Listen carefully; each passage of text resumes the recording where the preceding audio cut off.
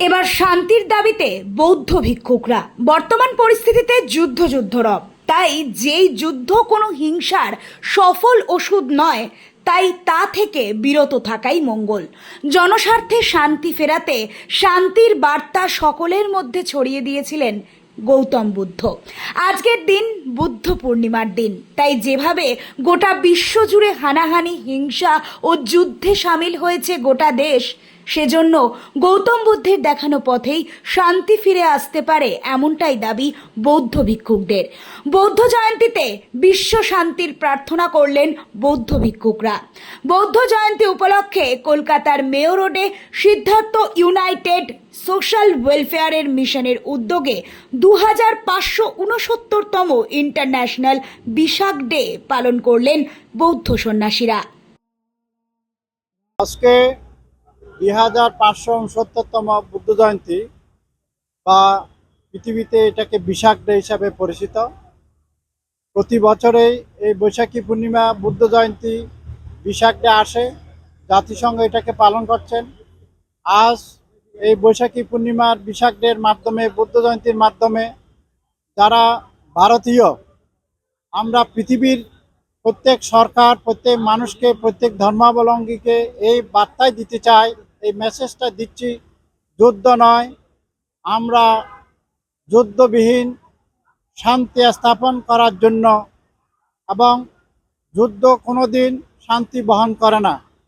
কোনো ধর্মই যুদ্ধ পছন্দ করে না, কোনো রাষ্ট্রই যুদ্ধ চায় না।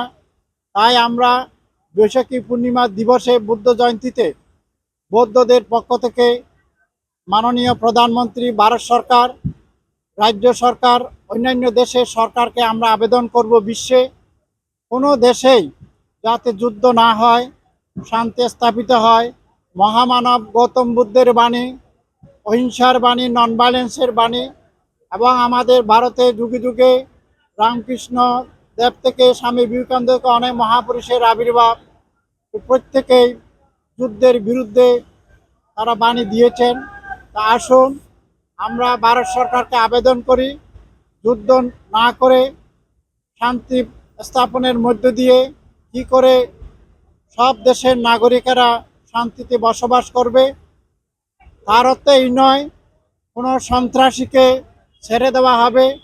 প্রত্যেক ধর্মই বলেছেন সততার দ্বারা, দৃঢ়তার দ্বারা, সাধুতার দ্বারা এবং অহিংসার দ্বারা এগুলোকে দমন করতে হবে।